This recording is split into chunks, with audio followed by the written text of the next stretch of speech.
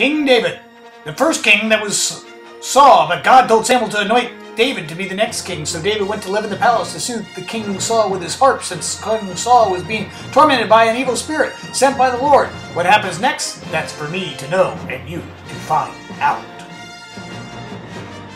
Well, you remember last week, hopefully, that we were talking about David, right? David had just gone to the temple with his King Saul, and there are some things. He went to play the harp and keep him calm and help him out. Hey. Because God had anointed him to be the next king. And so this week we're going to talk about David. And I'm sure you'll know the beginning of this story about David. Because when he was a small boy, he got in a fight with who? Anybody? Anybody? Say Goliath. That's right. Goliath is the answer. And we will talk about that. And now, without further ado, David.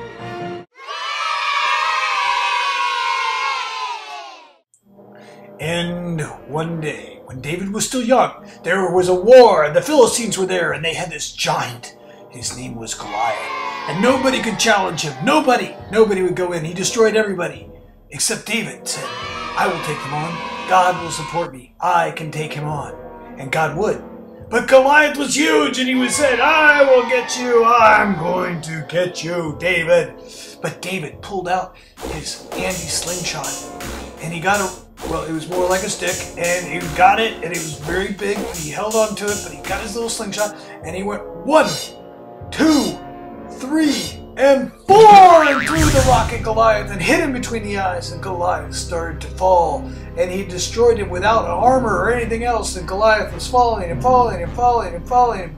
So David slew the Philistine giant, and the crowds were happy, but they cheered for David instead of Saul, and Saul grew jealous because of the crowds cheering, and Saul thought about taking David's life.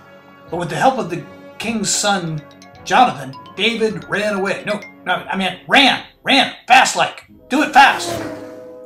David would come back, but they had a rocky relationship. Saul still thought about killing David. Even sometimes he thought about using a frog or a cow, but he never really did. David also thought about killing Saul. He had opportunities. He would get out a stick and think about it, but he knew that Saul was the anointed king of Israel, so he did not. One day, after a long time, Saul finally died. After Saul died, David did become king. It was a tradition for the king to have several wives and many children. Yeah, I mean, and we happen to have some photographs. There's, another wife and a child. There's some more kids, wife and children, child, wife and child, and wife and child. Absalom was David's son. He's the one in the white. And it was a tradition for the king's eldest son to become the king. Imagine his surprise, anger, and jealousy when David decided to appoint Solomon, Bathsheba's son, to be the next heir to the throne. He loved Solomon and gave him a big hug. But civil war broke out among the people. They were extremely angry. Very many people.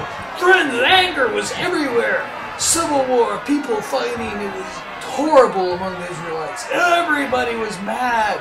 Everybody was angry and fighting. It was just a terrible, terrible time. There were some who weren't angry. They just didn't get mad. They pouted, walked off, walked away.